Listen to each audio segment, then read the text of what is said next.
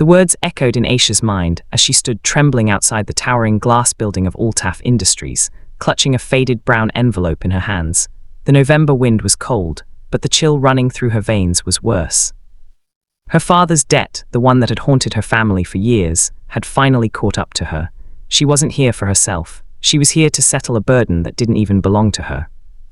Inside those shining walls waited the man everyone whispered about, CEO Zayin Altaf, ruthless, brilliant, and heartless. She inhaled deeply and stepped inside. Chapter 1: The Weight of a Promise. Aisha was only 24, but life had aged her more than years could. Since her father's death 2 years ago, she had worked day and night, teaching children in a small school by morning, stitching clothes by night, saving every rupee to clear the debt her late father owed to Zayin Altaf's company. It wasn't a small amount. Her father had borrowed heavily to save his small dairy farm from collapse, but when he passed away, everything fell apart. The farm was gone, the animals sold, and their home barely standing. People in her village had said, Altaf won't spare her, that man doesn't forgive or forget. But Aisha didn't believe in escaping. Her father had taught her, when you owe someone, you pay not because they ask, but because it's right. And so she came, heart trembling but head high. Chapter 2: The First Meeting. When Aisha entered Zayin's office, it felt like stepping into another world. Marble floors, city views, silent power. He looked up from his desk, his eyes dark and unreadable.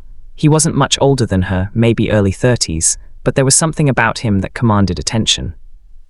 Miss Aisha Ahmed, he said, his tone clipped. I wasn't expecting you. Her fingers tightened around the envelope. I'm here to pay what my father owed. I've saved as much as I could. Zayin leaned back, arms crossed. Your father's debt wasn't small. You think a few thousand will make it right. His words stung, but Aisha didn't flinch. She opened the envelope and placed it on his desk, filled with small bills, each one representing months of sacrifice. I know it's not enough, she said softly, but it's honest. I'll work for the rest until it's paid. Please, just don't take our house. For a long moment, silence filled the room. Zayin stared at her trembling hands, her tired eyes, her dignity despite the fear. Then he did something unexpected. He pushed the envelope back toward her. You owe me nothing. Aisha froze. What? He smiled faintly, the kind of smile that didn't reach his eyes. Your father saved my life once, years ago. He found me after my car accident on that village road and took care of me until help arrived. That debt was mine, not his. Her breath caught. You mean?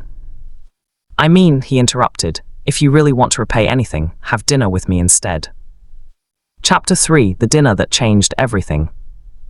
Aisha couldn't believe what she'd heard. Dinner with the CEO. She almost refused, her pride wouldn't allow it, but something in his voice made her pause. So that evening, she found herself sitting across from Zayin, in a quiet restaurant, overlooking the city lights. He didn't talk about business. He asked about her village, her dreams, the children she taught. He listened, really listened, and Aisha found herself speaking more than she had in years. You know, he said after a while, swirling his coffee, people think power makes you untouchable, but sometimes it just makes you lonely. There was something raw in his words that touched her. For the first time, she saw not a powerful man, but a broken one. Chapter 4: 2 Different Worlds. Days turned into weeks. Zayin began visiting her school, quietly donating supplies without telling anyone. Aisha tried to keep her distance. People had already begun to talk, but her heart had its own will. He admired her strength, she saw through his walls. But not everyone was happy. Rumors spread. The board members at Altaf Industries questioned Zayin's choices. His business rival, a cruel man named Farhan Malik, accused Aisha of using pity to get close to the CEO.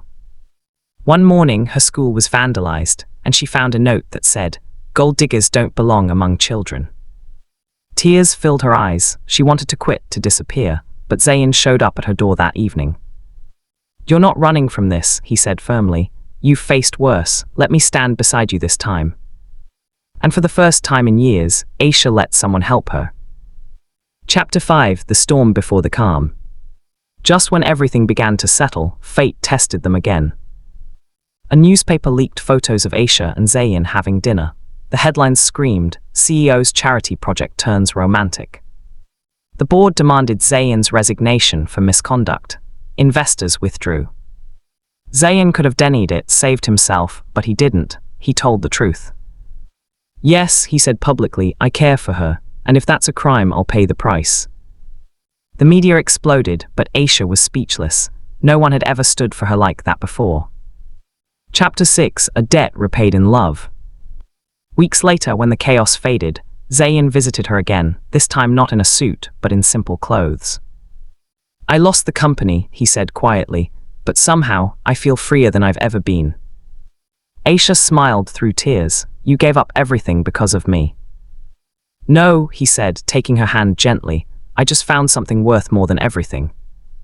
They rebuilt together, starting small, opening a new community school and dairy center in her village. Zayn used his knowledge, and Aisha used her heart. Children laughed again, homes were rebuilt, and love found a place to breathe. Chapter 7: The Final Lesson. One evening, as they watched the sunset over the new schoolyard, Aisha whispered, I came to pay a debt, but you turned it into a blessing. Zayn smiled. Some debts aren't meant to be repaid, they're meant to be shared.